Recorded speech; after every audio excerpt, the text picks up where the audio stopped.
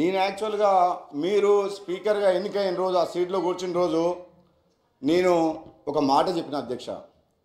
గతంలో నేను శాసనసభ్యునిగా ఉన్నప్పుడు పోయినసారి మాకు అడుగడుగున అడ్డంకులు సృష్టించిండ్రు, మాట్లాడే అవకాశం ఇవ్వలేదు, సమస్యల గురించి మాట్లాడే అవకాశం ఇవ్వలేదు. కానీ నేను మన ప్రభుత్వం మీరు సహకరించి ప్రతిపక్ష సభ్యులకు సమయం ఇవ్వాలి, ప్రజాస్వామ్యాన్ని కాపాడే విధంగా వాళ్ళందరినీ కూడా వాళ్ళ గొంతు నొక్కేయొద్దని చెప్పి నేను మిమ్మల్ని అభ్యర్థించిన, నేను సహకరిస్తానని కూడా చెప్పిన అధ్యక్ష. కానీ ఈరోజు మొదటి రోజు నుంచి వాళ్ళ ప్రవర్తన చూస్తుంటే వాళ్ళ మాట్లాడే విధానం, గవర్నర్ ప్రసంగం మీద కూడా చూస్తుంటే ఎంత అధికారంలో పర్మనెంట్గా ఇక్కడనే ఉంటాం అనుకున్న వాళ్ళు ప్రజలు ఇచ్చిన షాక్ ట్రీట్మెంట్తో అక్కడికి పోయిన తర్వాత మతి భ్రమించి ఫ్రస్ట్రేషన్లో ఏం మాట్లాడుతారో అర్థమవుతలేదు అధ్యక్ష. నిజంగా వాళ్ళు ఏమనుకున్నారు, ఈ తెలంగాణ రాజ్యానికి రాజు మేము, మీరందరు ప్రజలు, మీరు బానిసలు అనే ఒక భావనలో వాళ్ళు ఉన్నారు.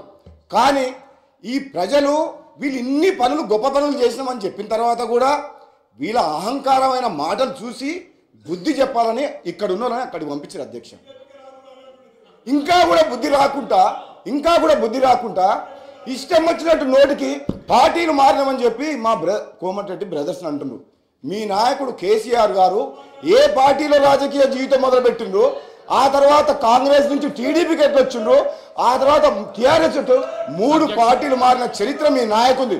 అది మర్చిపోవద్దు అధ్యక్ష. నేను ఎక్కువ మా డిప్యూటీ సీఎం గారు ఈ పవర్ పాయింట్ ప్రజెంటేషన్ శ్వేతపత్రం సంబంధించి కొన్ని విషయాలు చెప్పిండ్రు. దాంట్లో ఆ బుక్లో క్లారిటీగా ఉన్నాయి నెంబర్స్. గత 10 సంవత్సరాలలో వీళ్ళు చేసిన విధ్వంసం వల్ల ఈ విద్యుత్ సంస్థలు ఎట్లా నష్టాలకు పోయినాయి అని చెప్పి శ్వేతపత్రంలో చాలా డీటెయిల్గా ఉన్నది. అందులో లోతుగా నేను పోను అధ్యక్ష.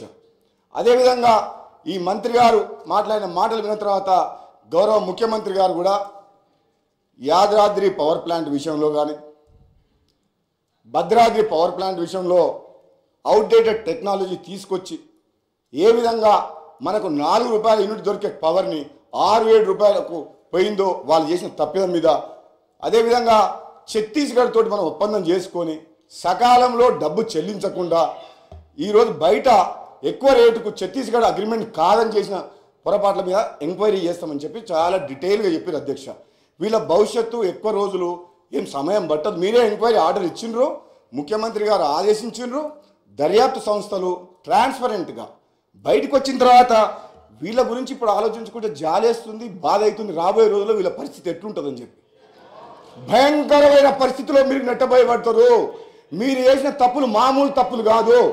ఈ రాష్ట్ర ప్రజల జీవితాలతో ఆడుకొని ఎన్నో ఆశలతోటి ఆత్మ బలిదానంతో వచ్చిన తెలంగాణని అప్పులపాలు చేసి ఈయన అంటాడు మన మంత్రి గారు, మాజీ మంత్రి గారు కిరసనాయిల దీపంలో చదువుకున్నంట. ఈ కిరసనాయిల దీపంలో చదువుకున్న మాజీ మంత్రి, కిరాయి ఇంట్లో ఉన్న మాజీ మంత్రి 2014లో ఈరోజు నాగారం తుంగతుర్తిలో బంగ్లా కట్టి 1000 కోట్లు ఎట్లా సంపాదించిన అధ్యక్ష? ఎక్కడికి వెళ్ళి వచ్చినాయి అధ్యక్ష? రాష్ట్రాన్ని అప్పుల్లోకి నెట్టేసి, ఈ పవర్ మినిస్టరు విద్యుత్ సంస్థలను అప్పుల్లోకి నెట్టేసి, ఈయన మంత్రిగా మాత్రం భూములు, ఇసుక మాఫియా 1000 కోట్లు దోచుకున్న చరిత్ర ఈయనని మాకు చెప్తున్నా అధ్యక్ష. మరి అన్ని మాటలు నన్ను అన్నప్పుడు నేను మాట్లాడగా అధ్యక్ష, నన్ను పార్టీ మారినమని అన్నాడు అధ్యక్ష.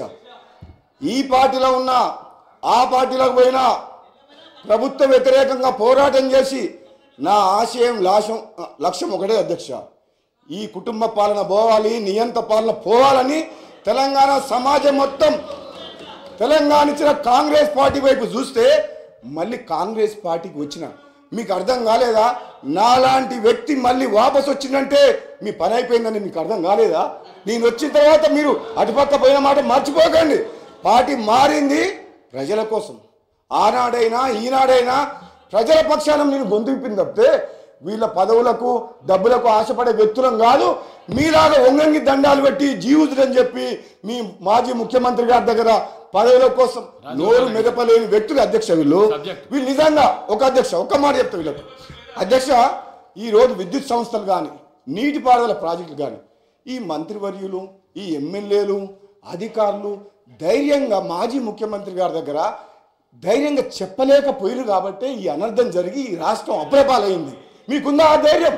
ఈరోజు మా గౌరవ ముఖ్యమంత్రి గారు అధ్యక్ష, ఒక యువకుడు మేము చెప్తున్నాం అధ్యక్ష, నిజంగా ఏ సమస్య వచ్చినా ఏ ఏ ఏ నిర్ణయం తీసుకున్నా తప్పని చెప్పి ముఖ్యమంత్రి గారితో చర్చించి నిర్ణయాన్ని మార్పించే శక్తి మాకుంది. మీకుందా అధ్యక్ష?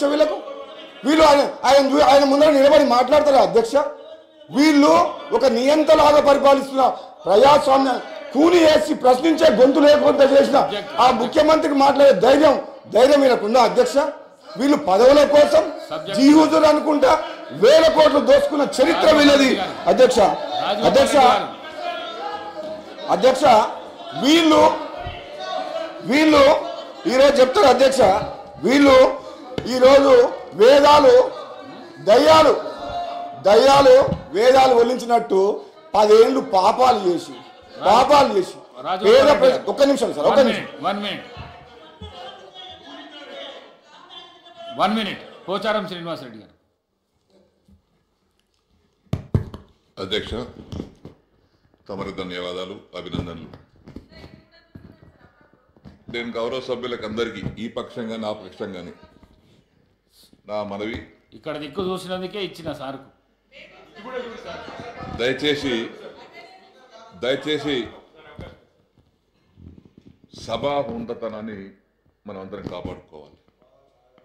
ఎందుకంటే చాలామంది కొత్త సభ్యులు వచ్చారు, వాళ్ళు మనం చూసి నేర్చుకోవాలి సభలో ఏ విధంగా ఉండాలి, సబ్జెక్ట్ మీద ఏ విధంగా మాట్లాడాలి. ఎందుకంటే మళ్ళీ వాళ్ళ ఎన్నికలు వాళ్ళ అందరం కలిసి పోవాల్సిందే. ప్రజల తీర్పు ఎట్లుంటుందో ఎవరు చెప్పలేం. మీకు అక్కడ ఇచ్చారు, మీరు కూర్చున్నారు, ఇక్కడ మేము కూర్చున్నాం. తప్పు చేసినా చేయకపోయినా ఒకసారి శిక్ష పడుతుంది. కానీ ప్రతిసారి మీ వాళ్ళట్లా ఇది ఉందాతనం సభలో ఒకరినొకరు తిట్టుకోవడం మంచి పద్ధతి కాదు. ఇది అవసరమంటే బయట తిట్టుకోండి, సభా సమయాన్ని వృధా చేయకండి, సబ్జెక్ట్ మీద మాట్లాడండి. దయచేసి మీ సభా సమయాన్ని వృధా చేయడానికి ప్రయత్నం చేస్తే కొత్త వారు కూడా పాపం వాళ్ళకు అర్థం కాదు ఏమవుతుందో అని. 51 మంది కొత్తలు వచ్చారు, మనమంతా సీనియర్స్. వ్యక్తిగత దూషణలకు పోకండి దయచేసి. మేము కానీ మీరు కానీ ఎవరైనా కానీ సభాసం వృధా చేయకండి, సభను ఉందా నడపండి. దయచేసి సభా అధ్యక్షుల వారికి కూడా నా మనవి, నేను కూడా మొన్నటి అక్కడే ఉన్నాను, వారికి ఎంత సమయం ఇచ్చానో రికార్డులో ఉంది. 5 ఉంటే కూడా మేము అధికార పక్షం మాట్లాడేదానికంటే సమయం వారికి ఎక్కువ ఇవ్వడం జరిగింది అధ్యక్ష. ఇప్పుడు రికార్డు తెలుస్తుంది మీకు. ఆ విధంగా వారు కూడా సభను నడిపించుకున్నాం. ఇప్పుడు కూడా మీకు సహకరిస్తాం. మేమందరం కూడా సభ సజావుగా జరగాలి, మంచి ఫలితాలు అందాలి, ప్రజలకు మంచి మెసేజ్ పోవాలి. కానీ ఈ యొక్క వ్యక్తిగత దూషణలను చేసుకోవడం మంచి పద్ధతి కాదని మరొకసారి వారికి విజ్ఞప్తి చేస్తూ తమరి ధన్యవాదాలు చెప్తున్నాను. రాజగోపాల్ రెడ్డి గారు. ఒక్క నిమిషం అన్న, అది అయిపోయింది. మంత్రి గారు మాట్లాడండి.